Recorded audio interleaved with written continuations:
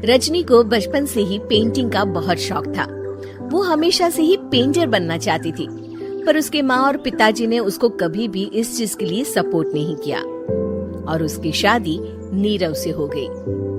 नीरव रजनी को बहुत प्यार करता था, पर रजनी हमेशा चुपचाप ही रहती। वो इस शादी से खुश नहीं थी। वो ये शादी नहीं करना चाहती थी। उसे तो हमेशा से पेंटर जो बनना था। अपने इस सपने को वो नहीं पूरा कर पाई, इसलिए वो हमेशा उदास रहती थी।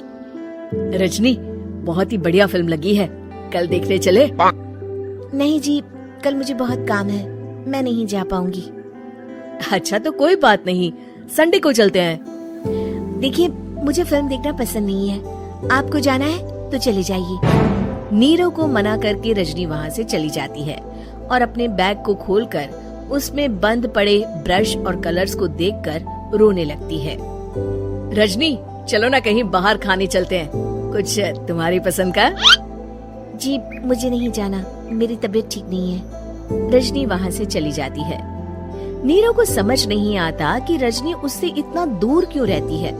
वो जब भी उसके साथ वक्त बिताना चाहता है, रजनी कोई ना कोई बहाना बना देती है। एक दिन घर पर कोई नहीं था। रजनी घर का सारा काम जल्दी से खत्म कर लेती है। घर पर अकेले होने के कारण वो सोचती है कि वो आज पेंटिंग करेगी। वो अपने कमरे में जाकर पेंट ब्रशेस और कलर्स निकालकर जैसे ही कलर मिक्स कर रही होती है कि दरवाजे पर बेल बज जाती है। अब कौन आ गया इस वक्त? इतनी मुश्किल से तो मुझे पेंट करने का मौका मिला है। रजनी दरवाजा खोलती है तो उसकी सास अपनी सहेलियों के साथ खड़ी होती है और सब घर के अंदर आ जाते हैं। अरे बहू, सबको शरबत बनाकर पिला दे, बाहर तो बड़ी गर्मी है। जी। रजनी पेंट ना कर पाने से उदास हो जाती है। उसे गुस्सा भी आ रहा होता है कि उसने इस शादी के लिए हाँ क्यों कह दी।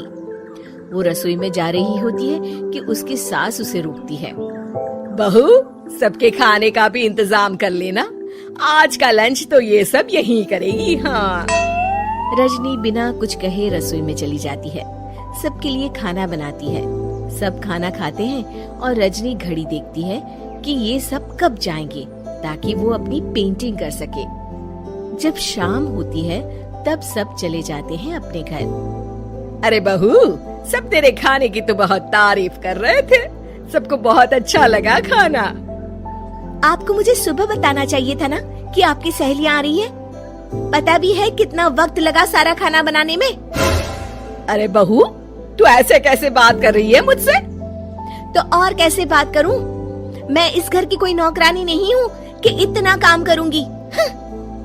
रजनी अपने कमरे में जाकर दरवाजा बंद कर लेती है। शाम को जब नीरव आता है तो उसकी माँ उसे पूरी घटना के बारे में बताती है। क्या रजनी ने आपसे इस तरह बात की माँ?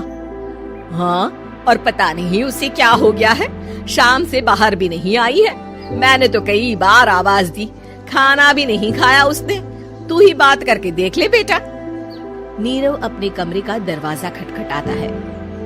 रजनी, दरवाजा खोलो, मैं हूँ। रजनी दरवाजा खोलती है और फिर वापस जाकर अपने बिस्तर पर लेट जाती है। रजनी, माँ से बात करने का ये क्या तरीका है? मैंने कोई गलत बात नहीं की है।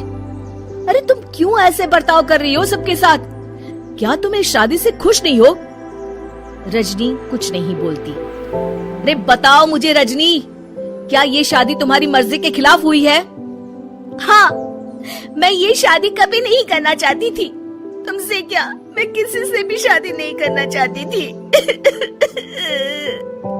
रजनी रोने लगती है। चुप हो जाओ रजनी, बताओ मुझे, तुम क्यों नहीं करना चाहती थी शादी? रजनी बेड के नीचे से अपने पेंटिंग्स, कलर्स, ब्रश, पेपर्स निकालती है।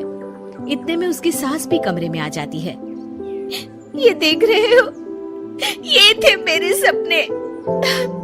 मैं पेंटर बनना चाहती थी, पर माँ पापा ने कभी सपोर्ट नहीं किया और मेरी शादी करवा दी। मेरे सारे सपने टूट गए। हर वक्त बस गुस्सा आता रहता है मुझे। मैं जानती हूँ कि आप लोगों की इसमें कोई गलती नहीं है, पर मैं क्या करूँ, मुझे समझ में नहीं आता।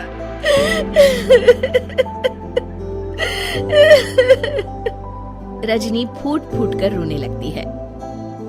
मुझे माफ कर दीजिए, आप दोनों के साथ मैं बहुत बुरा बर्ताव कर रही हूँ। अरे रजनी बेटा चुप हो जाओ तुम। नीरव पानी लेकर आता है। ये लो पानी पियो और शांत हो जाओ। रजनी पानी पीती है और उसकी सास पेंटिंग्स देख रही होती है। अरे नीरव, हमें तो पता ही नहीं था कि हमारी बहू कलाकार है। अरे कितनी अच्छी पेंटिंग्स बनाई है, देखो तो। ये वाली तो मैं अपने कमरे में ले जाऊंगी। आपको ये पेंटिंग्स अच्छी लगी? अच्छी नहीं, बहुत अच्छी लगी। और तुमने हमें बताया क्यों नहीं? तुम जब चाहे पेंटिंग कर सकती हो रजनी। हम तुम्हारे सपनों को पूरा करने में तुम्हारा पूरा साथ देंगे। हाँ बेटा, हम कला की कद्र करते हैं। हम कलाकार तो नहीं, पर मुझे गर्व है कि मेरी बहू एक कलाकार है। रजनी, नीरव और सास तीनों हंस पड़ते हैं।